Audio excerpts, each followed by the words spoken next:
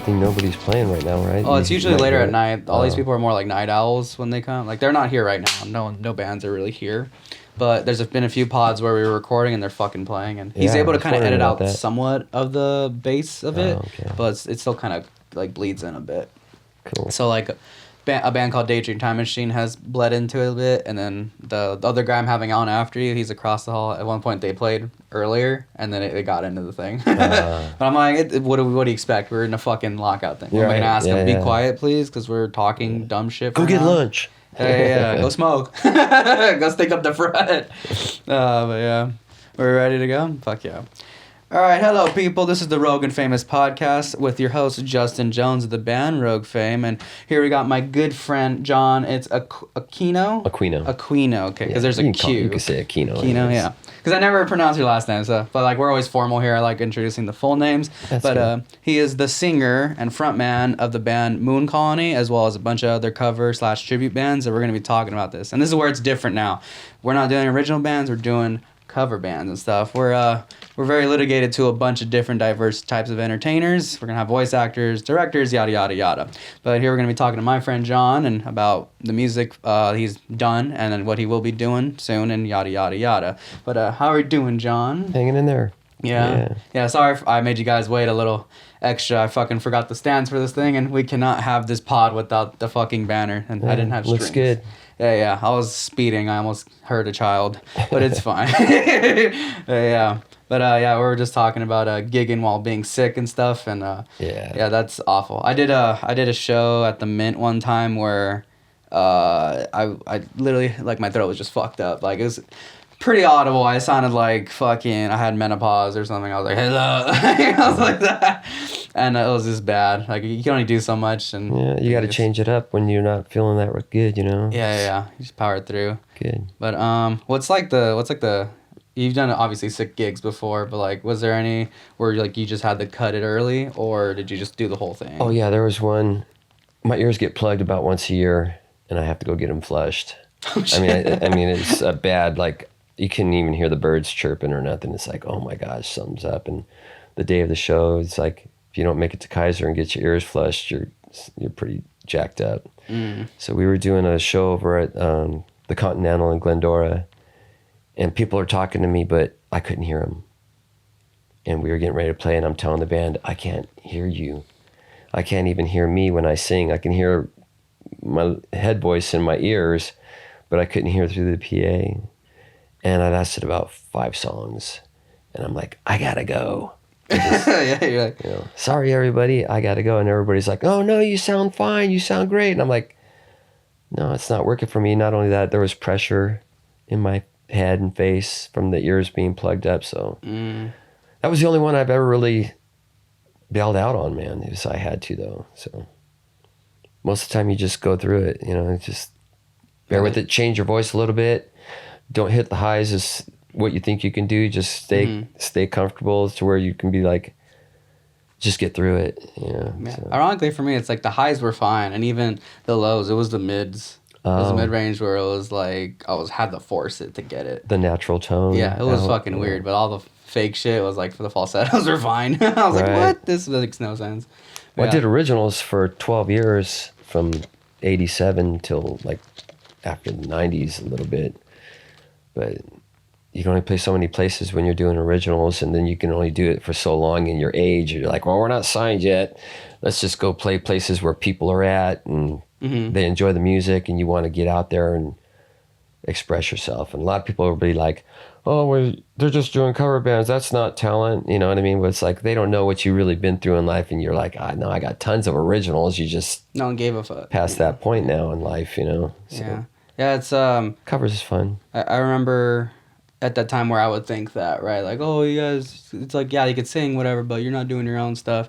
And then this is when I was like a kid, and after meeting you and a couple other people that do the tributes and covers, I'm like, wow. And then after my producer talked to me about it too, we had like a whole conversation about it where he was like, look, think about it like this.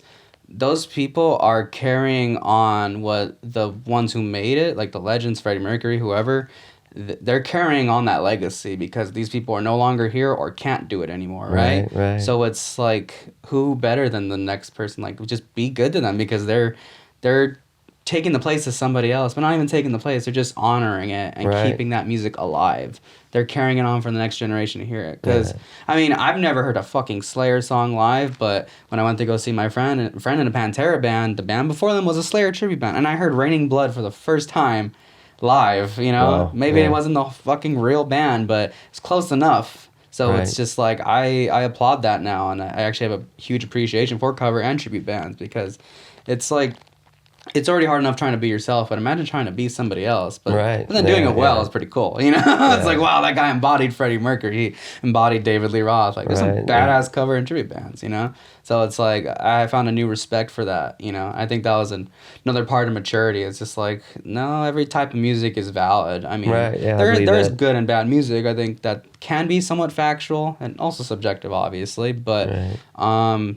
cover music is just as valid. You see, you're performing it. It's like, you know, it's a fucking performance. You're supposed to Right. just, what's our jobs? Entertaining people, making them feel good. Whether it's them living out their glory days, like at Old Stump, like how I've seen you play. I've also been to other shows my friends play, and it's the same shit. People want to see that. They Yeah. want to just relive the good times, you know? For sure. Whether it be nostalgia or new good times, it's just, we're just trying to make people feel good, you know? Right. So, like, if you're doing your job. That was cool how we met at Old Stump Yeah, because you guys were doing the sound for the Moon Colony. Mhm. And then as we talked and you said you're a singer, I kind of see myself as a younger person looking at you going, oh, you know what? And then John called me and says, hey, can you give Justin some voice lessons and stuff? And I'm like, you know, Yeah. I'd love to, man. Yeah, I needed some breathing techniques and stuff just because he knew I had a lot to work with. It's just it needed to be synthesized down and Yeah. strategically put together more, which I thank you for. You took time out of your day. Obviously, Oh. paid you, but like, you Yeah, know, we had a good appreciate time, that. though. It was yeah, awesome. it was fun. And then anytime you got questions, you know, you just call me anyways. Yeah, So yeah. it's all good. Yeah, it was funny how I met because I remember I didn't even know I was supposed to be there that day. Like they just called me last minute. They're like, hey, and I didn't have a job at the time. I just lost my job, so I was doing whatever sound gigs they wanted me to. They're like, oh, it's kind of up the street from where you live. We'll send you an Uber and you just fucking go. Oh, I was nice. first. I was there before any of them because they're packing the truck. So you had met my bass player first and the pizza line or burger line, whatever the fuck it was, and I was just kind of out of it. I was just so tired, you know, because we're gonna be like for like what 12 hours. Right. And then he's talking to you, and I was just super quiet, and that's the opposite of me. I'm always super. You already know how I am. Like you got to know yeah, me, but yeah. Very open up. yeah. So it was like the complete opposite. You're like, you're the front man. Like I got that vibe from you. I'm like, oh shit. Let me flip the switch in the back and fucking turn it on. And it was cool talking to you because then once I saw you play, I was like, whoa, he could do Dio and all this other shit. And obviously then that led to us like doing some lessons together. You did the Yeah. whole thing with the. You had me on my back. I know it sounds like a sexual thing, but you had me on my back on the floor, and you put a book on me to like Yeah. make sure that's my measurement of breathing. Yeah, when I just pop it out. some. You know what the book does, or any kind of weight on the diaphragm, is it gives you the sense that you know where you got to push it up. When you breathe, you got to breathe through your diaphragm and not your chest. So you're feeling the air from the bottom. So the book is there for you, a reminder that hey, I got to push this book up. It's very difficult to think about if it's nothing there. It's like hard. How do you make that happen? And how do you know you're actually doing it? Well, you feel some pressure there, and then you can feel yourself pushing the book up and Yeah, that really did builds the help me out. muscle. That's what you need. It did help me out a lot, even though we had like only a few lessons. After that, I noticed a difference in the gigs I play after. I was holding the notes for way longer. People were like, "Oh my god!" And I was like, "Oh, thank you, John." Like, I was like, "Hell yeah!" And then it's showing on the record right now as we get more progress in the vocal work and stuff like that. But yeah. I took 8 lessons. I was 17. My mother paid. It was like $8 a half hour from some old lady, a real old lady in Claremont. And when I was in the front of their house, parked, getting ready for my turn to go in, she taught the harp, the piano, the bass, the guitar, and vocals and everything. Man, she was like 8 lessons, and she goes, "Oh, honey, I can keep taking your money, but you got what it takes." You know what I mean? She goes, "Just keep the vocal exercises going." And you remember I told you to do the S's and make the horse, the horse movement and all that. Yeah, the horse thing. Yeah. So just vocal exercises, and then like she said, after a while, I'll develop my own exercises. But the breathing through the diaphragm was the most important because every time I'd go in there, I'd be like, "Why am I here? What am I doing here? what's she gonna be able to do to make me better? And I was dumb thinking that. I was wasting my time there because the breathing part was 90% of being a good singer. Yeah. It's the support. It gives really. you longevity, gives you the power. Yeah, Fitz, I know before we started the pod, we were talking about my friend Gracie, who was on the pod. Oh yeah. For the life of me, like, I love singing along to girl singers. That's how I keep my falsetto strong. But there's this one song she has called Favorite Part, and she holds this note for so fucking long. Like, insane. Like, longer than Robert Plant's Stairway to Heaven long. Like, that's like, I think, a 9-second note. She holds that shit, I think, 16 seconds, maybe even longer. And I'll do the whole diaphragm, like... And, like, even me cheating it and, like, trying to wait until she changes the note to jump on, and it still can't. In the falsetto range, I can't all the way, but since so much more air is being expelled, but that's the only way to get that note sound, like, especially the way the mouth is being framed. But if I do it in the lower mid-range, I could hold in it for practically that same amount, but the highs, I can't.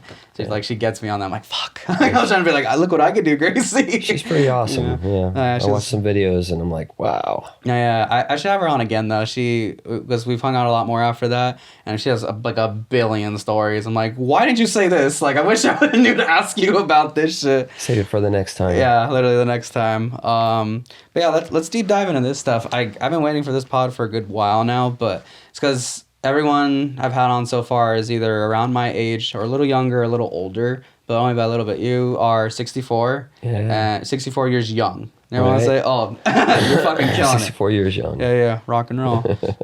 But okay, so you have a unique perspective that none of my other friends really have because we're still pretty young. You've been performing since the 80s. Right. So you've literally been on basically around the scenes of like the 80s hair metal stuff, like Poison, Motley Crue, etc. Yeah. So I don't remember when we talked about this, but you said you met that like Bret Michaels. Oh, we were and stuff, doing shows like the day after them. We'd be Warrant, Great White, Poison. It's like we'd be playing the Timbers and Oscar's Cornhuskers. These are all in like Azusa, bro. Oh shit. And then the Whiskey, Gazzarri's, the Troubadour, Reseda, the Waters Club. Yeah, if I could ask you actually, this is one thing that gets brought up here and there on this pod. Like pay to plays was the whiskey and all that stuff. Gazzarri's was that all still pay to play? Yeah. You could only play here if you sold the 30 tickets or whatever amount it was. Yeah. Was it? I mean, back in the days, obviously, there's been an increase of like what costs of a ticket. I think now, back then to play those bars, well, the only place that really you had to sell tickets for was like Gazzarri's. Really? So everything was and they more would like... always have 4 original bands. So they would always bring in their own crowd. And the crowd that would be in there, they weren't really supposed to applaud for the other bands. It was kind of shitty. I think I told you about that. It was like... These weird like we're playing, roles. And we were pretty good, man. The band's Skits. And that's the band you were in the 80s, correct? Yeah, with my your brother. Yes. Yeah. And in between songs... Bill Gazzarri, he had a PA that he had a mic, and he would be up in this little nest area, and he interrupted our show, and he's like, "What's wrong with you people?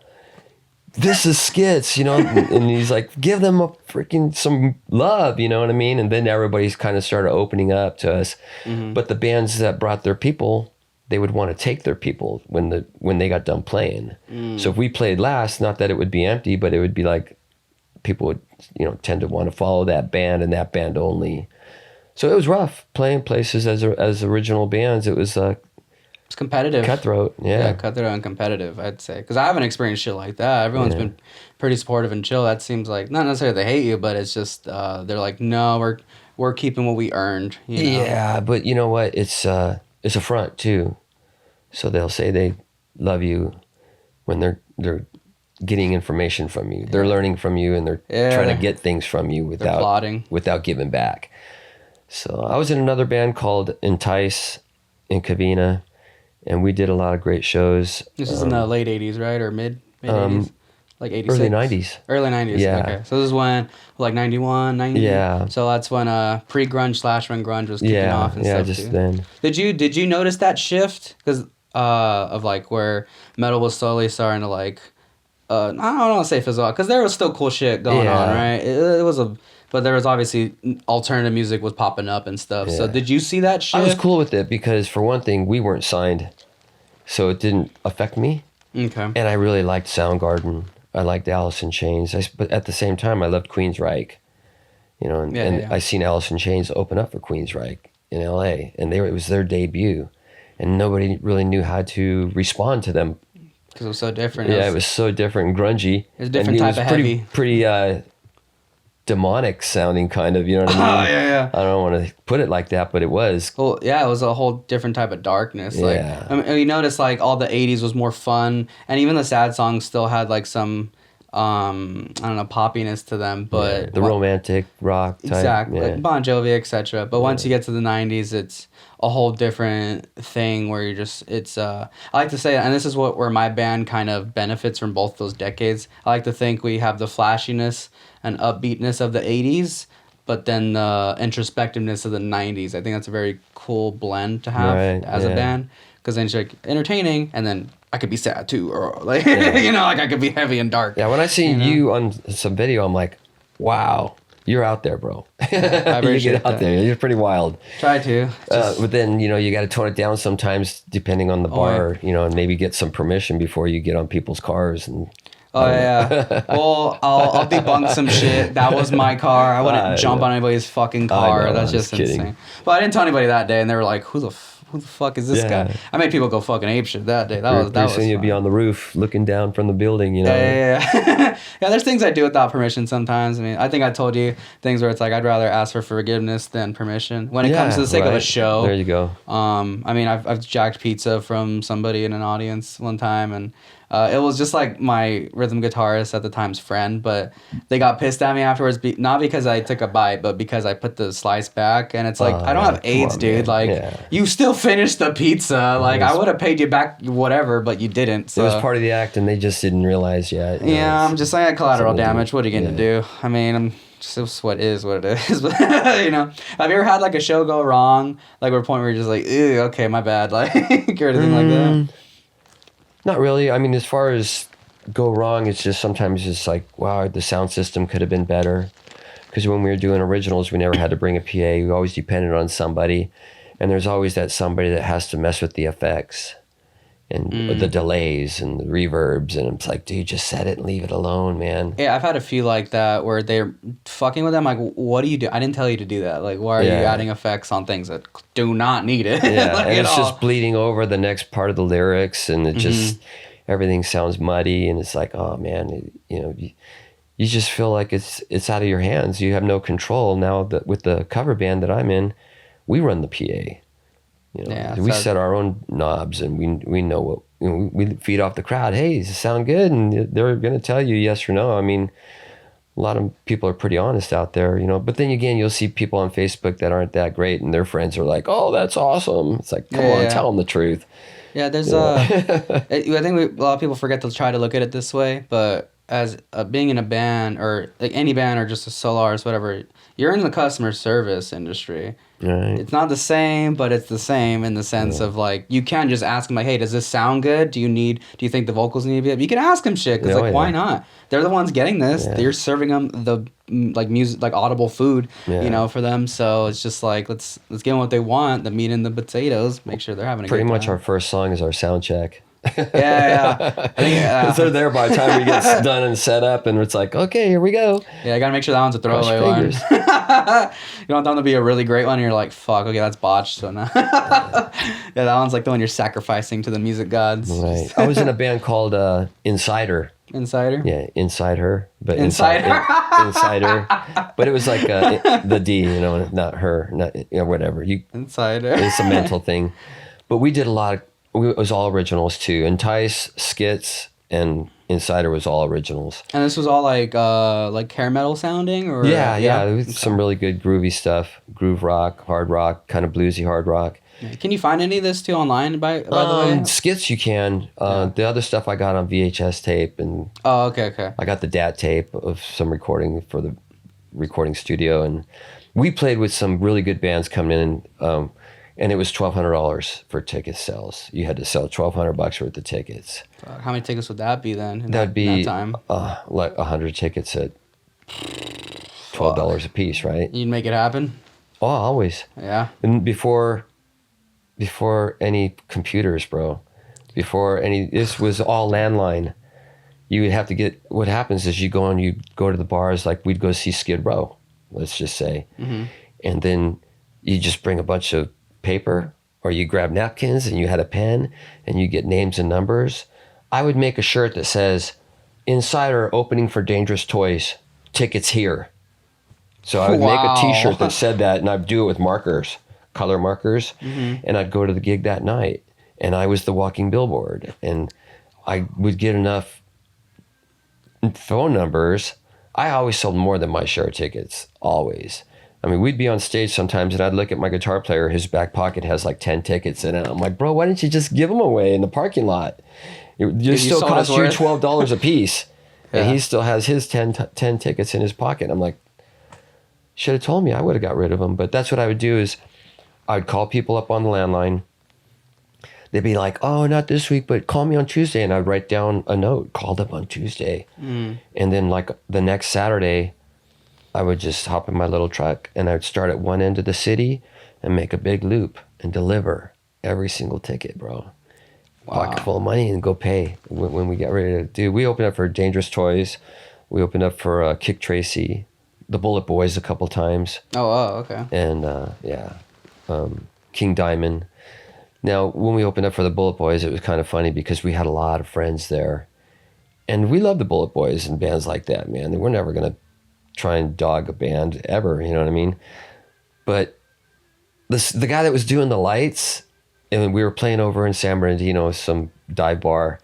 The guy that was doing the lights only had like one spotlight on me because I'm the singer. Otherwise, I would have been in the dark because I'd look over at my guitar player. I'd look at my drummer. I could almost not even see him, bro. He was that far in the dark.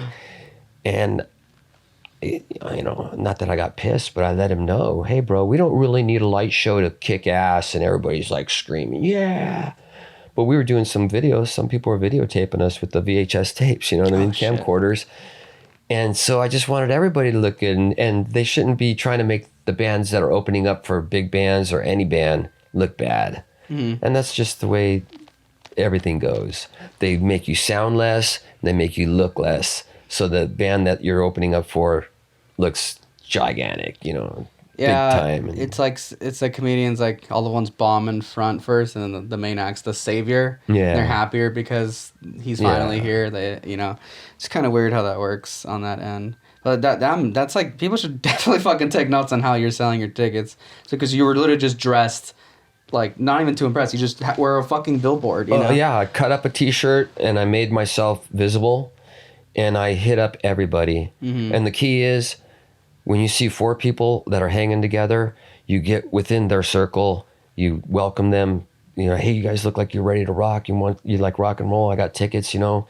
And then half of the 4 or whatever, or 3 out of the 4 will be like, yeah, maybe. But there's always the one guy that says, yeah, let's do this. So then you get on that guy's good side real quick and you say, well, who's got the money? You're all friends. Maybe you could pay him later if you can't buy tickets now.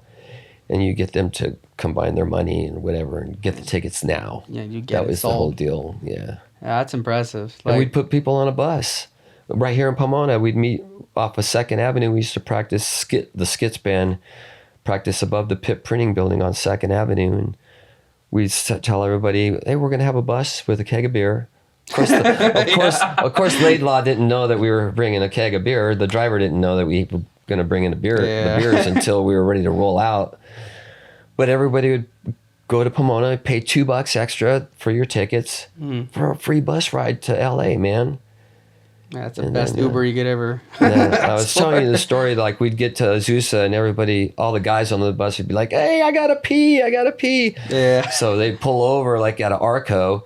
And instead of going to the bathroom, there would be a row of 20 guys against the bushes on the side of the building taking a leak, you know. And there were some mishaps. Some guys were like being idiots and throwing a beer bottle out the window of the bus. Oh, man. You know, at a car or something. It's like, hey, we didn't even why are you bringing beers? We have a keg of beer. But that was another problem. You know, we'd set the keg at the back of the bus. And by the time the pitcher got to the front, for people to pour in their cups, the pitcher was empty. Yeah. So the next time we got on a bus, we put the keg in the middle, and we had 2 pitchers. Oh, everybody good. Yeah. Yeah. So Spurs off that. that was good times, man. That was, but you really had to get out there. It was nothing like the internet today. It's like my generation has it so much easier, yet we still complain. It's now like, I like to think about it like this, because I've seen so many bands, and I used to complain about this until I started looking at it differently. The internet, in a lot of ways, is fucking up your psyche mentally. Like, whether you're judging yourself because somebody else says something else, it's not what I'm talking about. I'm talking about when, bands are complaining about having to do some funny skit to promote their music. But I'm like, as long as you're promoting your music and it gets out there, who gives a fuck what you had to really do? You're not really demeaning yourself. It's like, I like to think if TikTok was a thing in the 60s, Zeppelin would have been fucking like, oh yeah, what you doing it? Like, they would have fucking done it because it would have been easier than sitting there begging Atlantic for something, Right. like Atlantic Records, which they didn't beg. They had, Peter Grant, I think that was his name, their manager, doing all that work. But like, social media is pretty fucking helpful. As long as you have a really good idea and are, savvy with it, maybe you pay for ads, or it just gets enough traction, you could get your shit heard. Yeah, I think it's helpful, but it's hurtful because it really takes people away from communicating personally on a talking level. Mm-hmm. I see guys next to each other and they're texting each other. I'm like, don't you guys talk? Yeah. I mean, if you ever go to somewhere and you just put your phone in your pocket and you look around, it's be like 98% of everybody is on their phone. Yeah. And why do you go to a concert to videotape it? You're losing half of the experience. You're getting it on your phone, but come on, you could YouTube it the next day and really see cameras that are videotaping it the right way. Yeah. And you're just not getting the experience of life. Yeah, when I go to watch my friends, I'll make sure just to take one quick video that's like maybe 30 seconds, maybe less, and then just tag them, and then the rest of the show I'm watching it. Yeah. I want to be in the fucking moment. I'm tired of that too. Yeah. And like, I literally will look around and be like, everyone else is on their fucking phones while I'm just gazing out. Like, I'll check my phone too, but like once I see them all doing it, I'm like, I need to put this away. Like, I need to actually exist in this fucking world before I can't anymore. People across the street doing this in front of cars, it's like, come on. I developed a skill. Pay attention to life. What's really going on, I agree. I developed that skill where I could be talking to you and I'll be like actually texting. So I could like. Oh, that's skill for sure. That's a skill. Yeah, it's multitask. That's drummer brain right there. I'm just like, hey John, how you doing? While I'm texting some girl, hey, you up? Like, So there you go. Just like being double productive on that end. But yeah, it's like social media. I mean, pros and cons of that. But I think when it comes to band stuff, people should really stop fucking complaining. When it's like you literally have free flyers you can make off an app, post it on there, and then make sure your friends shared it or whatever. Then you can get people to fucking show up. You definitely can. You don't even have to physically go anywhere. How you were doing, you had to make a fucking t-shirt. Gotta get out there, man. I haven't even done that. I'll wear like more dressed up, getty up shit, and that was my billboard. And people come talk to me, then I tell them about the band, and it's up to them whether they follow or not. I could really give a rat's ass because I'll get on the Instagram. If they follow, then it's like, okay, they chose me, and I don't have to work any harder. But like, if they're I'm not gonna beg them. That's just not my style. But I really love that you did that. That's really fucking cool. Well, more bands should do that. That's the way you had to do it, man. So I mean, I was handing people flyers in the fast lane of the freeway and shit. You know what I mean? It was like that's what you did. You see somebody that looks cool or they're interested in rock, you gotta bug them. Right? You gotta get them. Yeah, we'd make in skits. It was the big thing because my dad managed us. We had over 100 originals. It was me and my brother, so we wanted to make it. So we'd make banners, like posters, and we'd get the fluorescent paint. And whatever, and glitter and sparkly stuff, and we would just put them all over Rancho Cucamonga because that's where we were from, and be like skits. We got the name because our bass player worked at a mental institution, and he was like 48 and I was 17. And I'm like, this freaking guy is old. I'm 64 now, but... How'd you meet up with the 48-year-old? He knew my brother. My brother's 4 years older than me, but my brother... I think he answered an ad. We were looking for a bass player. And he looked like Yosemite Sam. He had long red hair and a beard and a mustache that came down to here. And he was like a security at a mental institution. And he was crazy. I mean, the guy he was a crazy bass player, and... So we made up posters and would be like, Skits is coming to your town. Skits will attack soon. Skits rocking you crazy. And a lot of times the flyers that we spent time making, and we get on a ladder and nail them to the wood poles, they would be gone after a couple of days. I'd be like, so one time I staked it out, like parked in front of the Taco Bell, and I'm like watching my sign. I'm watching my sign for like hours, and here comes a cop car, and he opens up his trunk and he gets this big stick and he's like banging on our sign to try and knock it down because he didn't have a ladder. We brought ladders because they were taking our signs at low levels. They were easy to rip them down, but we would nail and tape our signs up as high as we can get them. So they can't touch them. Yeah, so you can't touch them. But they would get out their trunk and bang on the sign. I'm like, oh, I guess I can't bug that guy to say, what the hell are you doing taking down my sign?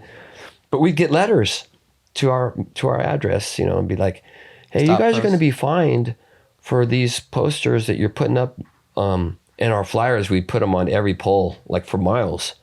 Yeah, but if they're so high that like they couldn't reach them, how would people have read them then? Because they're big.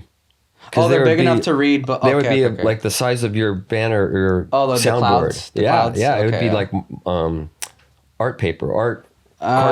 Okay, that makes cardboard. sense. I'm picturing a fucking like. Oh no! I'm like, what the fuck's they were read good that? size, and we would go all out, and that's pretty lame. That's what we do. Obviously, it's city property, but like it's when they called us or sent us letters, we just said, hey, that's not us, that's our fans.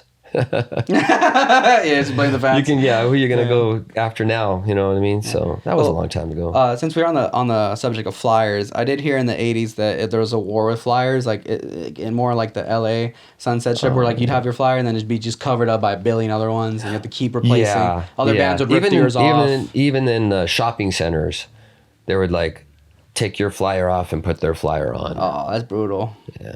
I feel like there's been more etiquette now as the decades went on, because I don't see people there's ripping a lot less flyers. Shit. I think that has to do with just the internet. It's just that's like also less true paper. Too. No one's gonna rip your shit off online unless I guess they report it, but that's not physically pulling it off the same way.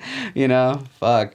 Yeah, I just heard that was a real a bad thing back then. Like you said, it was very predatory and very cutthroat. But man. But it really made you have to communicate with people on a level, a personal level, instead of people you never see on the internet. Yeah. You'll see what they're doing through the internet, and half of everybody is using something to make them look better, right? Mm-hmm. What is it? What is it? Like filters. Oh, the filter. Oh, the filters, right. Yeah, the filters and all that. It's like, that's not even that person. Then you can scroll up their 150 pictures and go, that's that person right there. Fuck yeah. Be like, come on, be real. You're fooling. You're trying to fool everybody, but you're fooling yourself. And then when you go and look in the mirror, you'll be like 20 times disappointed. Yeah. That's not even the real you. You know what I mean? And even guys are doing filters these days. It's like, come on, man. And that's. I don't want to say that's the scary part but the thing is, you're never really going to be social with people on a personal level if it's just internet's doing that, causing it. So you got some Goonies monsters covering up and looking like Sydney Sweeney. I'm like, I don't like that.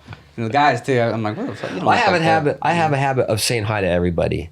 If I'm walking past somebody and we get a little eye contact, I'm like, hey, how you doing? I mean, that's just my personality is like that. I'm not an asshole, but I could be. As soon as somebody's a jerk to me or somebody is a jerk to somebody I care about, I am an instant jerk. And you got to learn to control that, but it's just, that's what happens. You're protective of yourself and of your friends and the people you care about. It's like, why is that guy acting like that? It's like they had problems on their way there or something, so they're taking it out on everybody as they can. You know what I mean? Yeah, sometimes you're having a bad day and stuff. Yeah. I had those days where I don't fucking talk to anybody. But then, like you said, like I could be super open-ended. I'm like, you know what? Let me change it up today. I'm going to talk to somebody. But I'm in that attitude now where I kind of let people come up to me. Like, because you don't want to impose on anybody's existence sometimes. It's not me trying to be antisocial, but it's like maybe I'm a little afraid of like, I don't want to creep this person out, or I don't want to. Maybe they're in their own headspace and they don't want to be bothered. You just don't want to get turned away. I think it's that little rejection. Whether it be a guy or a girl, like whether it's friendly, whatever the fuck. Right. Like you just kind of want to avoid it. But I let them come up to me so then I know that they want to talk, and then we'll have our moment. And if it continues and they're interesting, we'll keep that going, which I really like. I thank them afterwards too, because I'm like, thank you, because nobody no one does this that much. So, but when you guys do, it's really fun. Like I Yeah. just moved houses, and I think it was like a few days after we moved in. I went to a Juice It Up down the street just to like have finally an off day after a crazy week of working, and this lady just started talking to me next, and I guess her daughter was working there, and like we just talked for like a good like 10 minutes, and just talking shit. And meet your neighbors, man. That people don't know their neighbors anymore. Maybe the house next door, but 2 or 3 or 4 houses down, it's like you don't even get to know who each other are. There's no neighborhood watch or whatever. There's nobody looking out for anybody to be like, hey, if you see a car in my driveway, I'm going to be gone this weekend. Call the cops or call me. Whatever. Yeah, our neighbors were kind of poopy when we left. We didn't want to say bye to anybody. Like we didn't really. They weren't friends. They were just like one or two were like they're chill. I wouldn't like sit there and chill. Yeah, well, if they knew you were leaving, then they'd probably go take the lamps around your house and break a window and see if they can get cabinets and. Yeah, well, one thing one of them admitted to, because it was a duplex, so it's like we lived in the back, they lived in the front, and we shared driveways, but we had our own space for 2 cars. They had their own space for 2 cars, and one of them admitted, he's like, oh, since you're leaving, I just want to let you know, like, I did hit your car a while back. And I'm like, okay, go on. And then I didn't really give a shit. I have like a old ass Honda, like it's kind of beat up a bit, but like there was an accident a few months ago. I think I told you about it, but he said, oh, I'm not sure if this was me or not, but I just want to let you know I did that or whatever. And I'm like, oh, it's already kind of like that. He's like, oh, was that because of me? And I'm like, oh no, some other fucking Mexicans hit me or something. And I said some other fucking wetbags hit me, and then he was Mexican too, so he's like, oh, you're not talking about me, right? I'm like, no, some other wetbags. But I was still calling him one. And I was like, fuck you, dude. Like, don't sit here and you tell me you hit my car and then say shit about it. You had me $1,000 when you tell me you hit my car. You know what I mean? Yeah, those neighbors were atrocious a little bit on a lot of ends. We like ignored them for months after. We're just like, we'll keep our business to ourselves. Well, I can say if I wasn't in a band, ever, I would be pretty secluded or to myself too when I go into bars or clubs, or I probably wouldn't even be going to clubs, and because I quit for 8 years of singing. Oh, really? Yeah. From what age to what age? I got injured on a job, and a metal stud hit me on the back of my ribs, so it hurts when I breathe. It still hurts when I breathe. Really? But after 8 years of that kind of pain, and then not being able to do what you felt like you were here to do, is sing, I got back in the garage, man, and I put the CD player on, because it was just before all the YouTube and stuff, right? Yeah. And I set up the PA, and I could only sing like a half a song. And I'd go in the house all frustrated, going, oh man, what happened? But I wouldn't give up, man. An hour later, I'd go back out, and I'd be like, oh, I made it through one full song. And then by the time I got 3, 4, 5 songs, when I got to about 8 songs, that's when I put out there, does anybody want to start a band? You got your mojo and that was back. 16 years ago. That was okay. Yeah, when I started the Moon Colony. What was that like? I wouldn't even know, but I know it was about 16 years ago. Yeah, I'm shit at math, man. I don't know.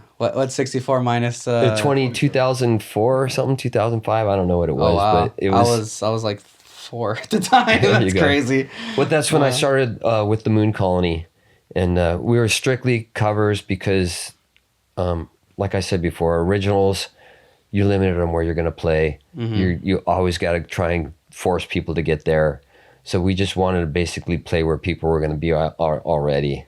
It's crazy. I always thought the opposite, kind of more roughly the same. I never had the experience until I talked to Steve from Old Stump, where every other promoter I talked to was like, "Oh, your originals covers?" I'm like, "Originals?" They're like, "Fuck yeah!" And he's the only one I talked to where when I told him originals, and I'm like, "Of course originals," and he's all like, "Oh, we do more covers here," and wasn't too enthused after. I was like, "Well, yeah, because fuck." You know what it is? It's hard to play places where strangers are going to hear your stuff for the first time and be very unfamiliar with it, and for one, probably not even be into that style of music. So that turns the bars off. They're going to be less time there, no dancing or whatever. No, that makes sense. That means less drinking. So it's bad for business. So what I was telling you when we first met is learn some covers to get into the bar, and then like every 4 cover songs, play an original. Yeah, we're working on that now. So once don't even tell anybody this is our song. Just play it, and then after your song, see the response. Play another couple covers, pretty soon the bar or whoever is really paying attention would be like, hey, I never heard that song. Who does that song? Me, Well, that's motherfucker. us. And they'd be like, oh, do some more of your stuff. People were liking it seemed, right? Yeah, let them So tell then you. you're in the mix of doing covers and originals. We found a place called Porky's in Fontana. Mm-hmm. And I know the movie Porky's came out like 10 years after this bar opened and shut down. And it was totally just like that movie. The guy was a big, heavy-set, cigar-smoking dude. When he's seen skits, he was seeing dollar signs. We played his, and it used to be a supermarket. So the place was huge, a huge empty building with a bar in the back. And he was charging $25 a person to come in to hang out and have a good time. Or we were right there off Sierra in Fontana. And he loved us so much, he said, boys, he said, just stay set up. Keep your stuff here all week. You can practice here. I want you back next weekend. Whoa. And because we did covers and originals. It was a blend of both, yeah. Yeah, and when he heard the originals, I think he was wanting to be more involved than we really wanted him to be. You know what I mean? Because all I seen out of that guy was kind of want to take advantage of us. Oh, okay. You know, so it's like you gotta kind of keep a arm's length distance with that stuff. Like know how to move around it so you can still get what you want. Yeah. I'd say that's like the best move there. we made a 45 record in 1985 of a song called 45 being an actual vinyl. yeah, a like vinyl the mini 45 one, record. right? We did on the B side we did Rock and Roll from Zeppelin, and on the other side was I got the records at home. I don't even remember it, but we got played on KLOS on local licks on a Tuesday night, midnight, and I'm laying on the carpet in my bedroom. My sister's in there. We're listening to Joe Benson from KLOS introduce skits, and we were the first band that they play 4 bands, or 3 bands, I should say, the first 3 weeks, and on the 3rd week they pick the best band out of the 3, and you get played on the 4th week, and that's called the hot licks, the hot local licks of the month.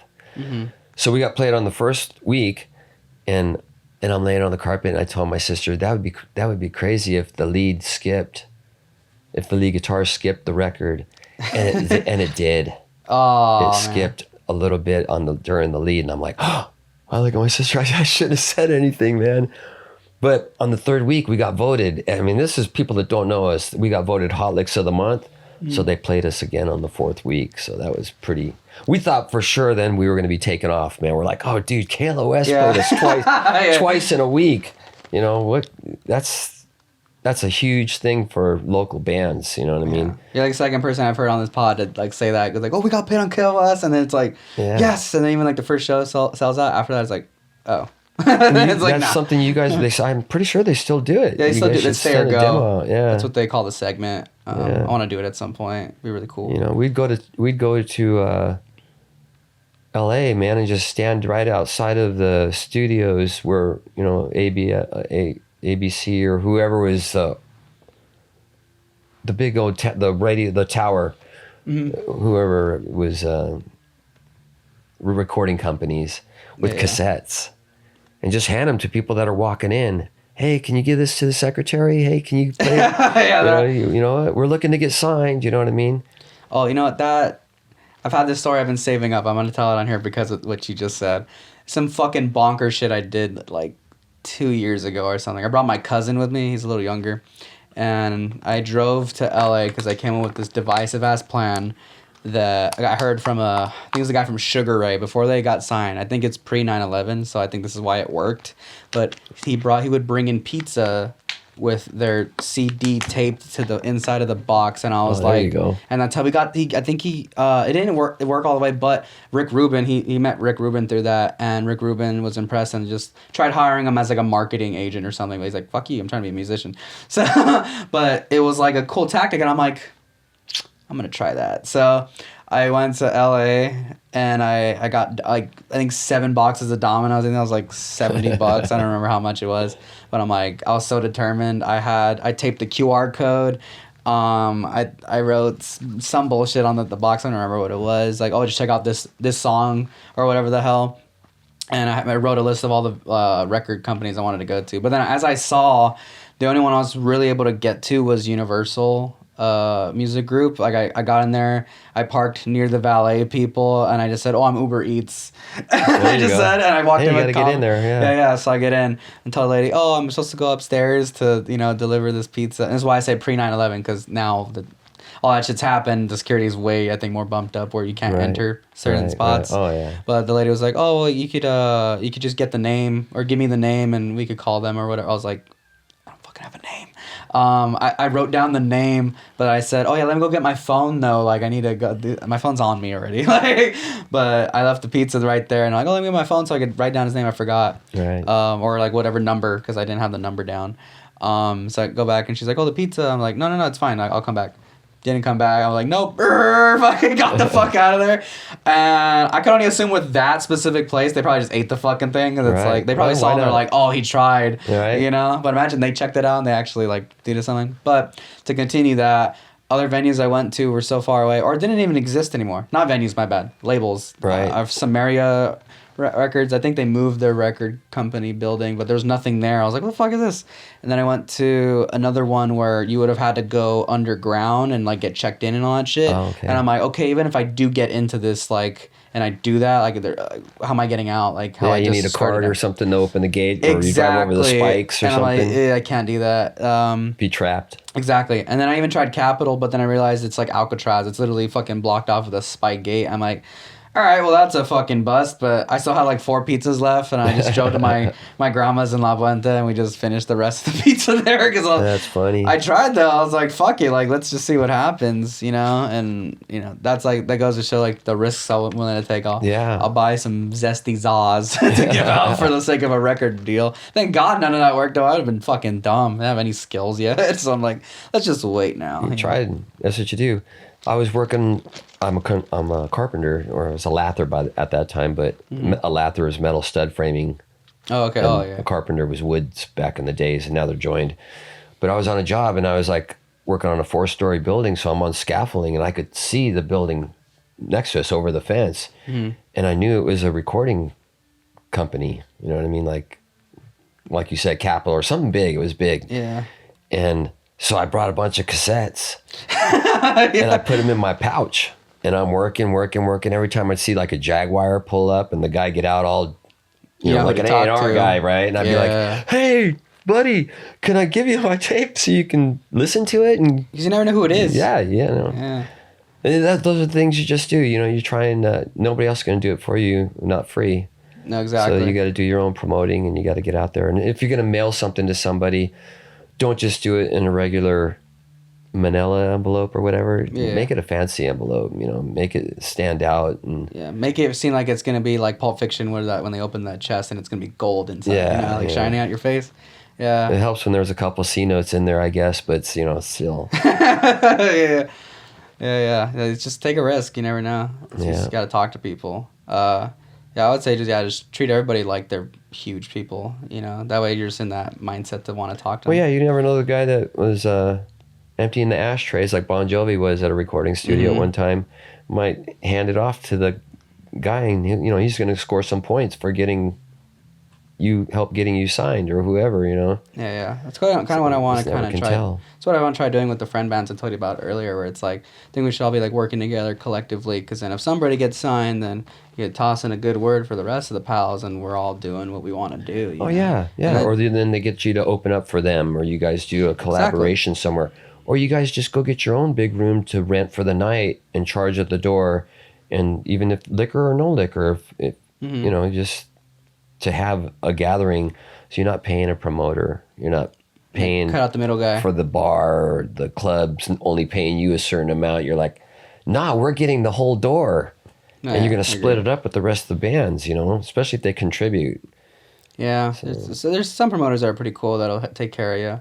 I haven't really had the horror stories of any bad ones yet, thank fucking God, but I'm waiting. I'm counting the days. But I've had a lot of people tell me, like, you could be a fucking manager, dude. And I'm like, yeah, I'm pretty hands-on, but I think that's what you're saying. Like, I could definitely take care of that, like, and be the father for that like little portion. I could have done that too, where I just line up bands for venues and be all that. But it's like, it really takes away what you want to do for yourself. Yeah. You know, and as it is, if you don't have time for family or friends or girlfriends or whatever you got going on, it's like, do I really have that much more time to get them advanced? You know, worrying about somebody else's yeah, dream, right? So you're not worried about for yours. a 10 or 15% cut, you know, and then you got to follow up and you got to read. You know, it's just like, Yeah. no, life goes by really fast, bro. Just live it for you and the people you care about. You know, and just try and advance yourself. It's always good to have people that you can help along the way, because especially if they're sincere. Mm-hmm. You're like, oh yeah, I remember you scratched my back. I scratched your back. Yeah, we're going to go do this now. We're good. We're a team. And you make that just like you're trying to do now with the people that are within your age range and the community of the rock scene, or even if they're reggae or blues or whatever, if they're still part of the scene. Yeah, it's like music is the arts, you know. Yeah, so. I invite that, like any genre, you know. I just want to just talk shit and have a good time, man. Like we're all valid here with the whatever genre we chose to go down that path with. Yeah, I've had a few falling outs with some people, unfortunately, but anybody who's still down for me, I'm down for them, you know. And I do want to stay true and help out the people I can. That's why I have this kind of going on too, for this reason, you know. Because I know it's not a lot of people be interviewing local musicians, especially I guess on this scope. There's maybe like one or two other organizations doing it, but it's more of like a live thing. And I like this edited down thing, because say you say something, you're like, oops, I didn't want to. Yeah, we could be running over right now, and they'd be like, we're just talking shit right now. Yeah, you know? that's fine. I already have a timer, so I already know what's going down, how long. But yeah, it's just I just want to be able to spread words from anybody, because like you're talking about stuff that I haven't heard anybody talk about yet. So it's important to get perspectives on young people, older people, and just so we all learn, you know, informative shit, you know, because I don't know, it's, music and entertainment, it's a little different. It's like sometimes people gatekeep info and shit, and I hate that. It's like, nah, like you should be sharing this shit out so we all understand it. Right. I follow so many accounts of record industry people, and I'm just fucking taking notes. I don't know if anybody else does this, but I'm fucking like, okay, they talked about how to trademark your shit. All right, my thing's almost trademarked. I almost own this fucking name already. Not the logo. Well, don't tell anybody. But I'm working on that one. But it's trademarked. I'm just waiting for it to get sent back to from my lawyer, and I have it. It's my shit, you know, forever. Register it, yeah. If anybody asks me about it, I'll tell them, because another musician taught me how to do it. You know, just asking questions and then shoot that information to somebody else. You know, like how I got my patches and blah blah blah blah. Merch stuff too. Like it's expensive to get merch. You know, so if you get it from a cheap like purchase, but also have really great product, and that's the best way. You should tell all your fucking friends, and you're helping this independent business out on top of, you know, you just helped your friends out. So.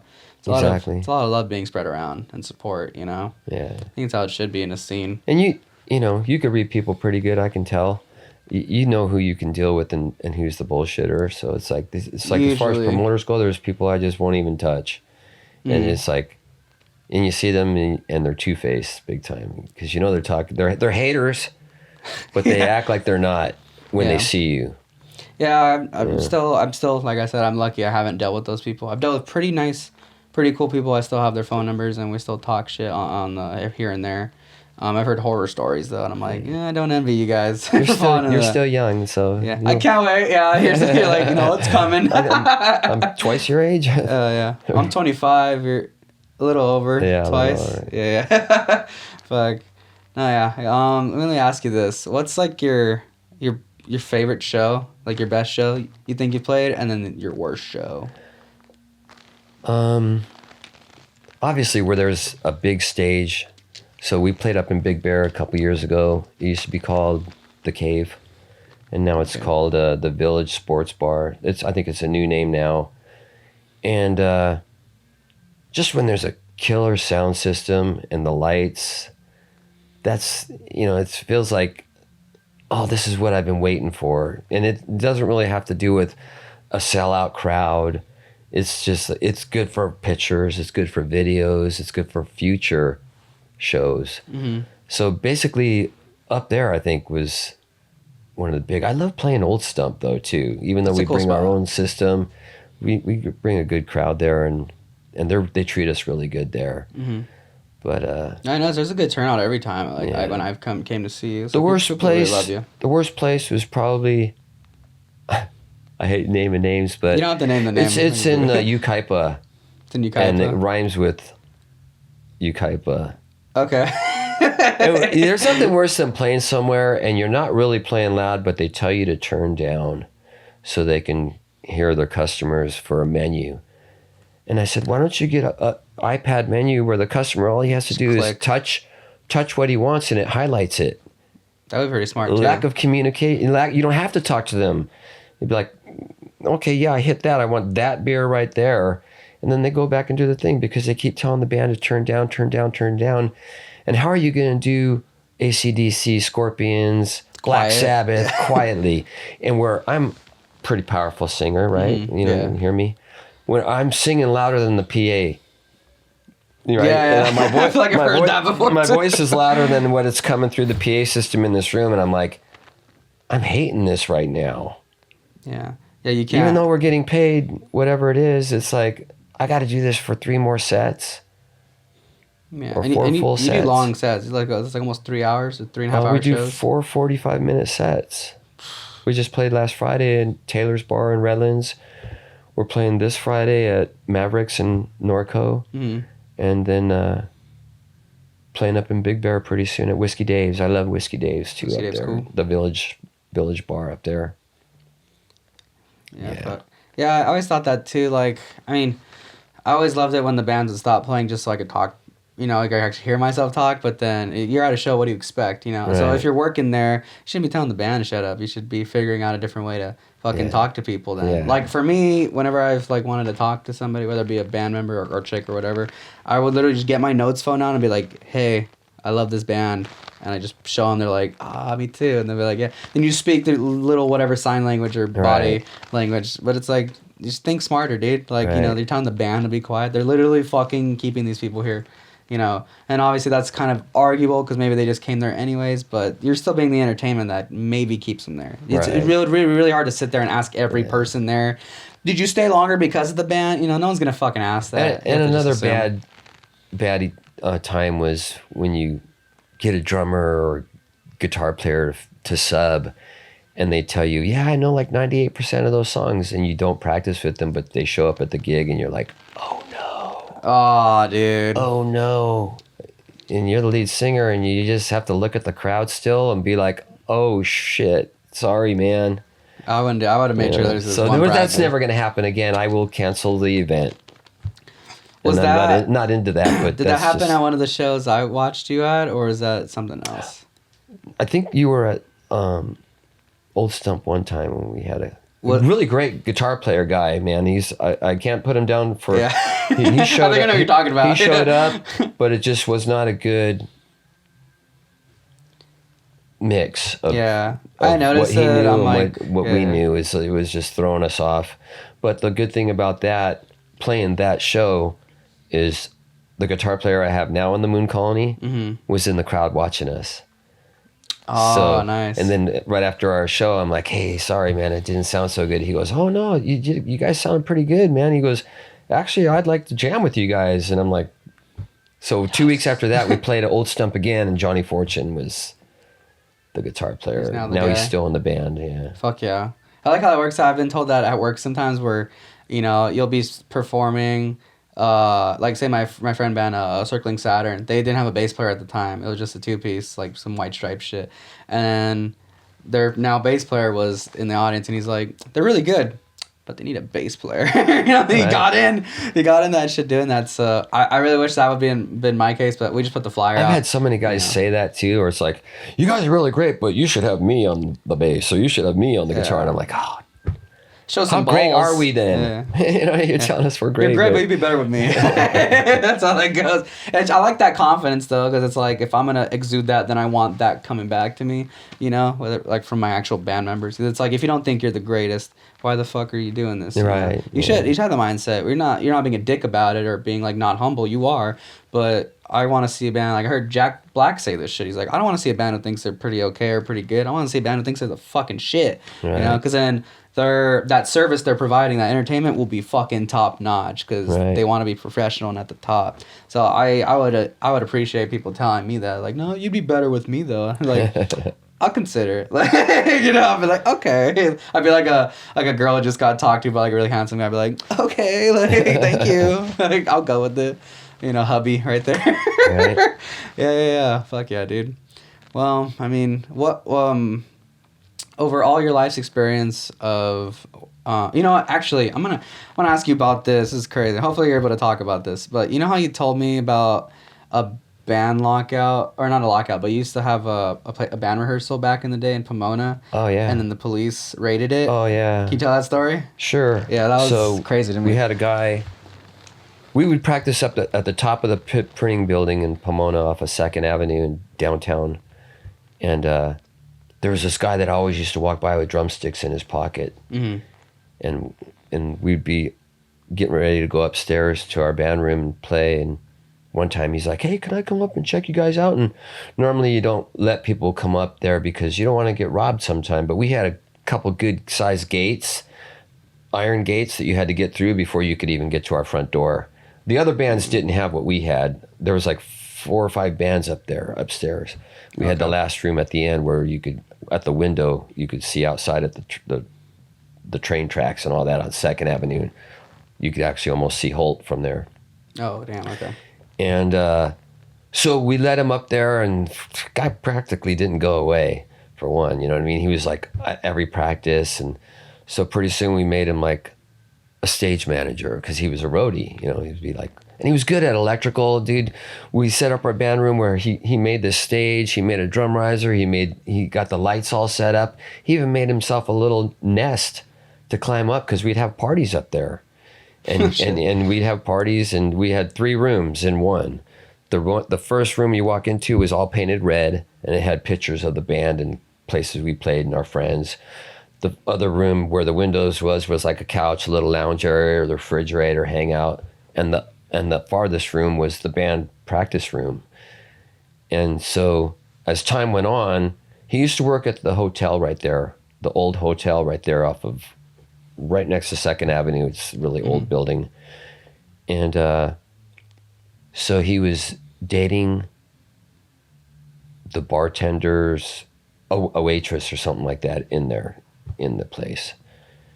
And so he was living in that little hotel for a while, but he got kicked out or something happened. So we let him move into our band room. We were figuring, well, Eddie's, he's going to be able to keep an eye on everything 24/7 because that's what he did. You know what I mean? Okay. Yeah. But there was times he'd be walking around with a gun upstairs, like on patrol. And I'm like, Eddie, what are you doing, man? Put that gun away, dude. You don't need a gun. We lock the downstairs when we come in, and we're good. And he's like, oh, I just want to make sure everything's good. I'm like, no, dude, don't do that. Was he doing that out of paranoia? Or Yeah, he or was high something. or Well, he something? knew the area, Pomona, back in the day, too. It's not the fucking nicest. Yeah. It's all right, some spots. Yeah, I caught a guy breaking into my bass player's truck when we were leaving practice one time, and some black kid. And Just recently? Or back in that day? Back then, Oh, yeah. Okay. This is back like in the 90s. It's a different story, though. Yeah. I'll tell you, I'll finish this story. Yeah. This is like back in the 90s, right? This was late 80s. Late 80s? Okay. Yeah, late 80s. So just making sure our storytelling is more proper on the thing now. So Eddie's girlfriend broke up with him. I could leave, I don't have to say his name, but his girlfriend broke up with him, and he was pissed, and he didn't have a job, but he just barely got a job as a taxi driver, and he freaking shaved his head. He looks like that. Like Robert De Niro and Taxi Driver. Robert De Niro and Taxi Driver, yes. And we were kind of worried by then because we played a truck club in the hills with generators, and there was a DJ on the other hill, and we were on this hill, but most of the people were over there because he had the lights going and everything was blaring with DJ music, you know what I mean? Well, he went over there and he cut their cable. He shut them down and ran back over to our area with the whole place of those people were chasing him back to our stage where we were set up with our generator. Oh, shit. And they wanted to kill him, basically, you know what I mean? And we're like, no, Eddie, you get back over there and rewire them. Fix them back up, dude. Because he's a pretty talented guy. He was an artist. He could draw, and you did electrical too, I guess, right? Mm-hmm. So he fixed that. But anyways, we were getting worried as that time was going on. It's like, this guy's like not all there. He's like, oh, I just wanted to bring the crowd over to you guys. I'm like, but hey, that's not the way you do it, bro. So, anyways, one day he was really super mad that his girlfriend broke up with him. I think he might have done some cocaine or something or some drugs up in the band room. And he went to the other end of the alley and he sat waiting with a .22 rifle. And when she came walking out with her new boyfriend, which was the bartender, and another innocent person that was walking with them, he shot 3 shots. He hit all 3 of them. Nothing life-threatening. He just shot 3 people, though. None of them died, though? None of them died. Okay. He ran back to the band room and went upstairs and went to bed or whatever he did. Meanwhile, I was in Catalina. I was in Catalina because I got a call, a landline call. It's like, hey, the cops came the next morning. Not only the cops, it was LA, Riverside, San Bernardino County, the bomb squad, helicopters, fire department. They thought he barricaded himself up in the band room with bombs. Well, what made him think that? Well, because a bum was hanging out by the railroad tracks like 2 weeks before that, and he got shot. And our window is broken in our band room, so the cops were up there thinking, that freaking guy shot somebody. Oh, like it's a peephole? Yeah, for the sniper yeah, or he something? shot somebody 2 weeks ago. But this was before they realized that they could have blamed him, because they were still outside waiting for him to come out the next morning. So the next morning he opens the door and they put him face plant down into the ground. He spent 23 years in prison. He's out now. Oh, yeah. He's been out. I don't. Of course, I don't want to know him anymore. He kind of broke up the band, and the cops ruined our band room. I mean, they destroyed everything. They found our little secret door where we used to go under the band stage, and there was a mirror down there on a little mini table, and we'd sit around and do lines, right? Oh, fuck. Because we had parties there, man. There was always somebody that had it, that we wanted to be cool with the band. Hey, guys, I want to be your new buddy. Want to do some lines, So, of course, back then, that's what we did, too, Not no more. Don't do no drugs, but... So, yeah, he went to prison, man, for 23 years. Did they, you said you did like coke there and stuff, but did they find like remnants of there? And Yeah, they found. Did try to charge you guys? Or No, anything, they didn't charge us with anything. They just totally trashed our room to where, when me and my brother went back up there, and actually we were looking for a drummer and a bass player at that time, so we didn't have no help to move shit. And it was only $175 a month to rent that place. Fuck. Yeah. Well, back then, how much is that now? Like, I don't know, probably like 500 probably or something? Could be, right? yeah, several $100 or whatever. But when we looked at the band room, we're like, oh, dude, they trashed our whole place. We just grabbed what we could, whatever I could fit in my truck. Some stands and shit. Yeah, anything PA, everything band related we took, and pictures. We try and grab pictures, little memorabilia things that you could get, But basically, we left it trashed and just said, okay, we're done. Fuck it, go somewhere else. Basically, the band broke up at that point, That was Skits, right? That was Skits. Me and my brother, for 12 years, we were together. 4 months goes by, and I'm trying to find another guitar player to jam with us, too. My brother is being so greedy as the lead guitar player of the band and the writer.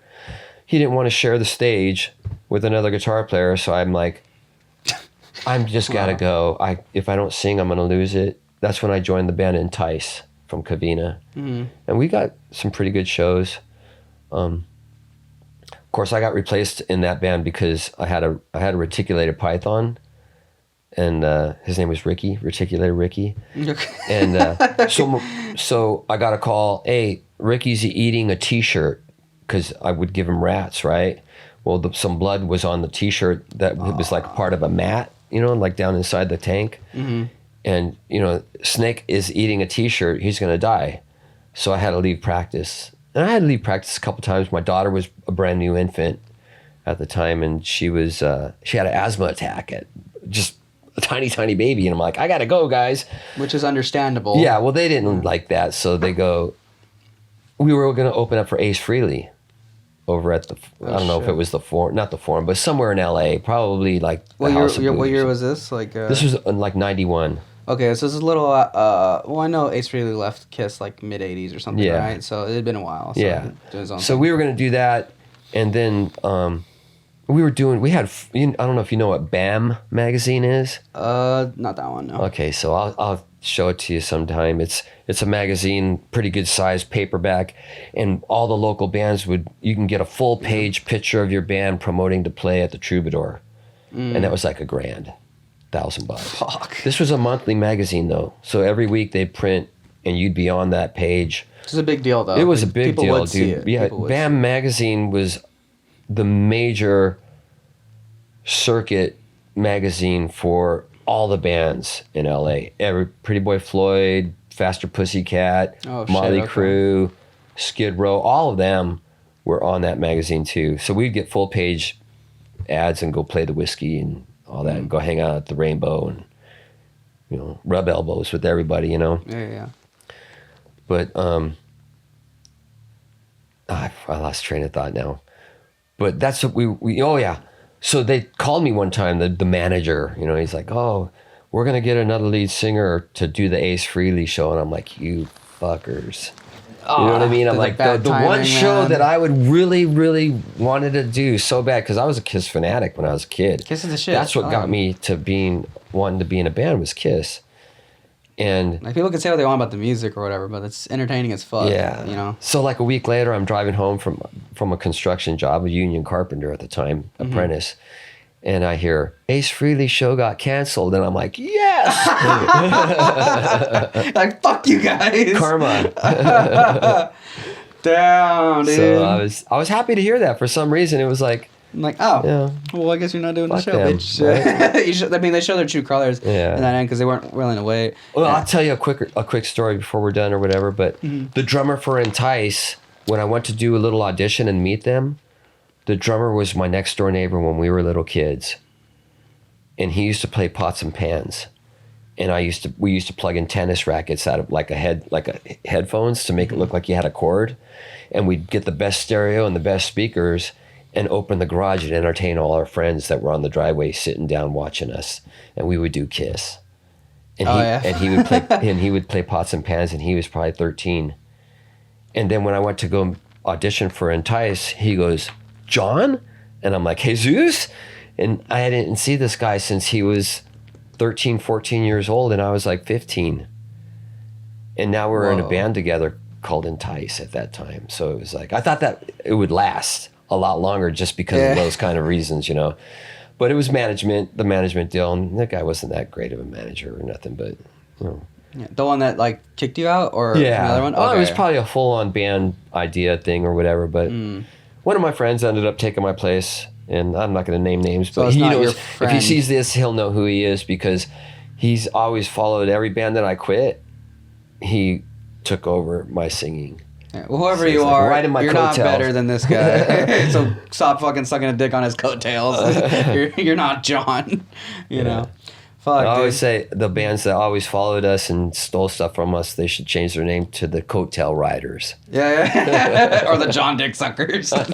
You know what? Let's end Cut on that out, Yeah. yeah. You want me to cut that one? I'll cut that. I know. You do what you want. It's your podcast. Yeah, I don't care. I'm I having a stand good by time. every word, most words, but yeah, we'll end out on this because this is actually a very interesting point that it always baffled me and intrigued me. So, you know how we're like, when there's original bands in a scene or whatever, you'll be like, oh, you took that riff I had, right? And you're just like, blah, yeah, blah. yeah. But when it comes to cover bands, there's this very interesting thing that you had brought up where cover bands will copy what cover bands are playing, which there goes that paradoxical weird thing where it's Yes. like, I'm playing Highway to Hell, but then now you're playing it, but like I still sing it better. So there's this weird like I'm being someone else better than you are being better at somebody else. So Yes. how explain like that your perspective So on yeah, that there's for a you. few bands, local bands in the area, and they know who they are.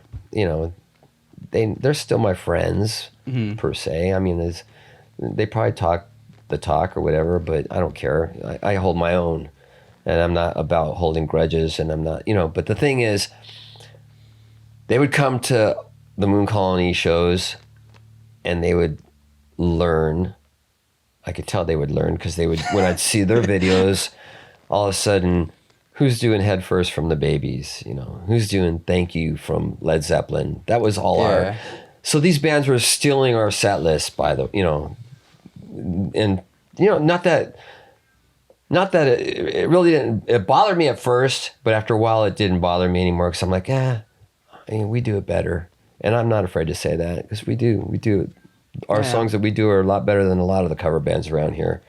It's pretty on point. Every time I've seen you guys, it was fucking great. Thank you. Whether it be Dio, Zeppelin, or whoever, you're fucking murdering every time. And I'm not one to brag. I don't brag. I let the people. I just listen to what I hear from people's responses. Very humble that I'm lucky I'm still able to do it, especially at this age. Yeah. But you know, to all the local cover bands, man, find your own set list. You know.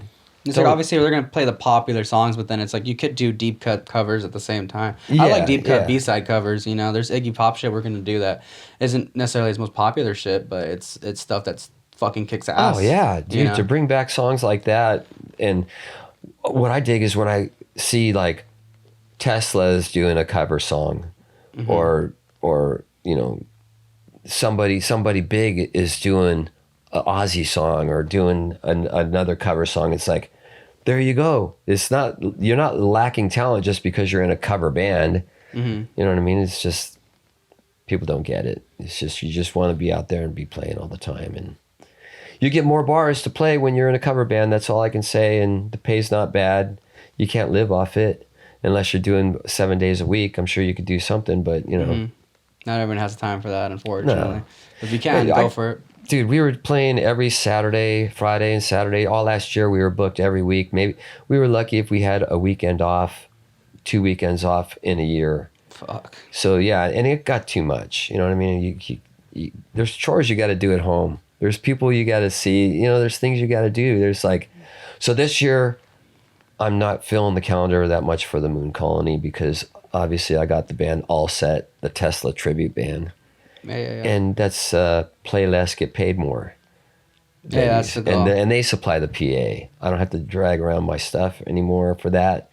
And it just, it's a whole new experience to do that. So I'm leaving some dates open, especially because my band members are in other bands too. I'll give them a little break so they can do their things too. So yeah, that's how you keep really good business relationships too. Yeah. Because I mean, when you're in a band, it is a business relationship as well as a regular friendship. But if you spend so much time with somebody, you're bound to get pissed at them at some point. So it's good to have that space apart. You know, it's like, you know, husband, wife, or whatever. Or family, yeah. It's you family spend too. too much time. It's like, You're going to get pissed at some point, and then you got to talk, you know. But if you let that tension kind of get released through other people, expressing themselves in the other ways that they can't with you, not necessarily that's a bad thing, but they have a different love with you, then they go express that other love with somebody else, and it just helps everybody, you know. It's and I like playing a bunch of different venues. That's what's good about doing the cover band scene is you can go play at the beach, Temecula, get out of the IE. You know what I mean? Because it's just, after a while, it's just boring, man. Playing the same bar, the same scene. People are going to come or they're not going to come, and they got a life. And so you don't really blame people. It's like, oh, nobody's hardly here or whatever. It's like, yeah, well, they got a life. They're not living by your schedule, but they know when you're playing, so they'll go through their calendar accordingly.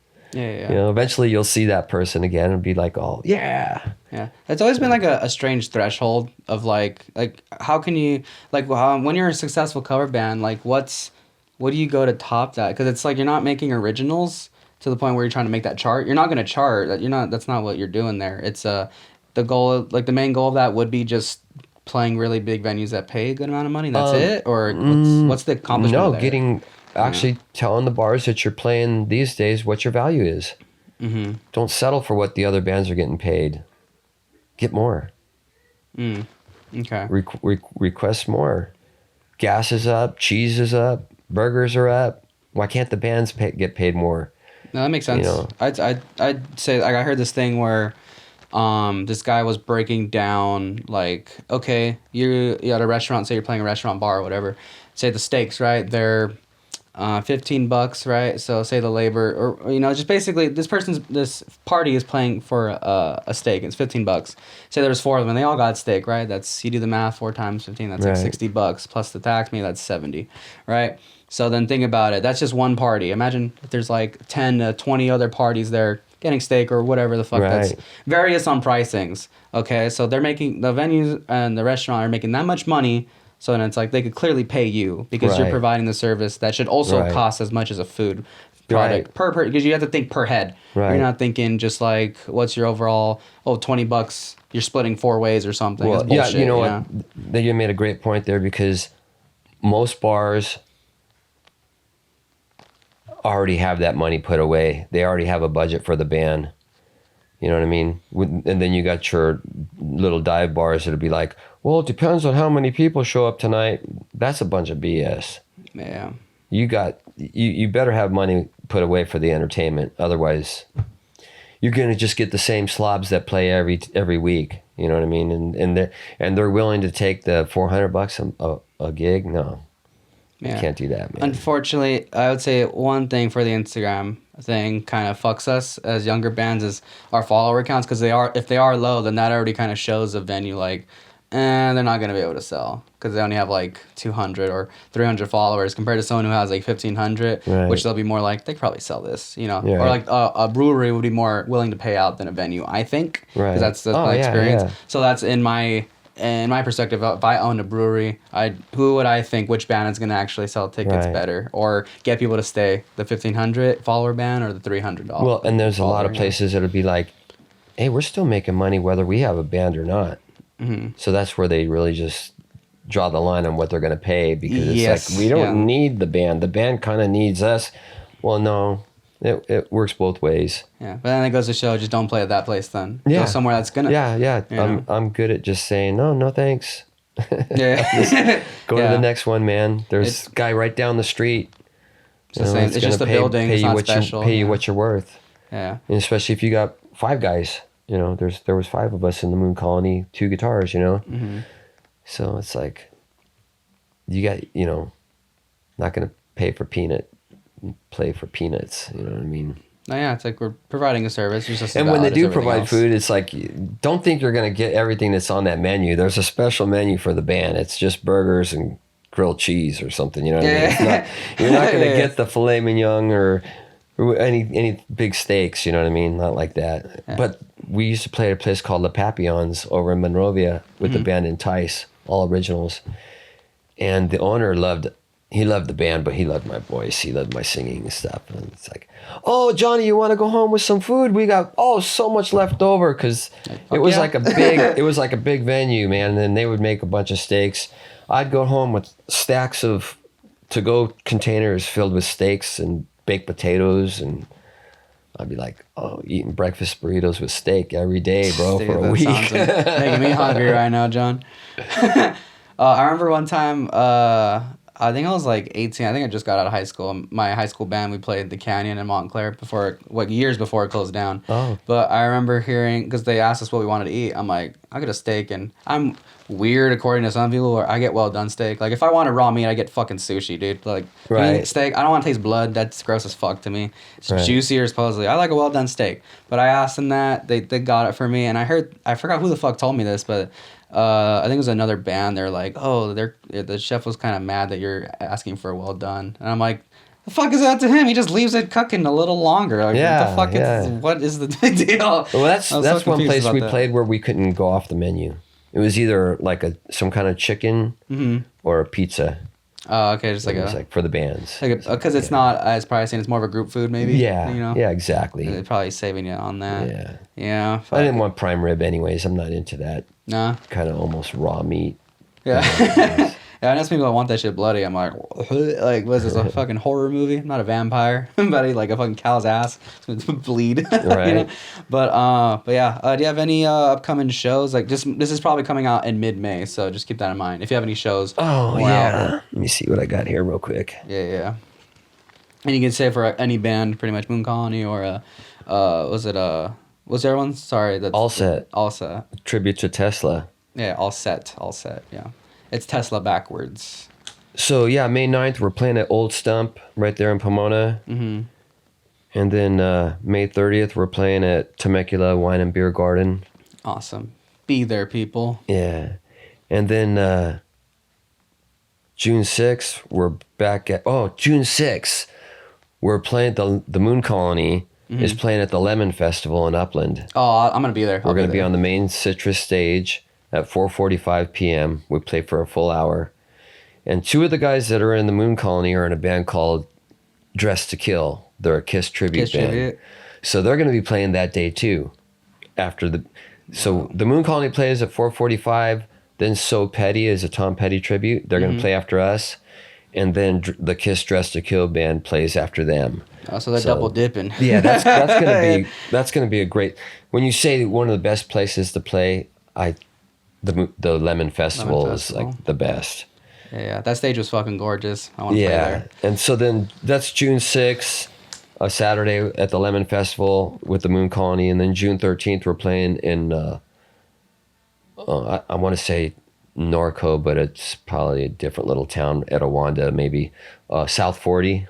South 40? Yeah, from And also, 6 till 10 or something like that. Or yeah, also let the people know like what covers you're playing. Not like the specific like songs, but just at least the title of the bands you're covering. Yeah. That way if they're a big fan of those, will come show up. You know, because I know you do Dio, Deep Purple, Led Zeppelin.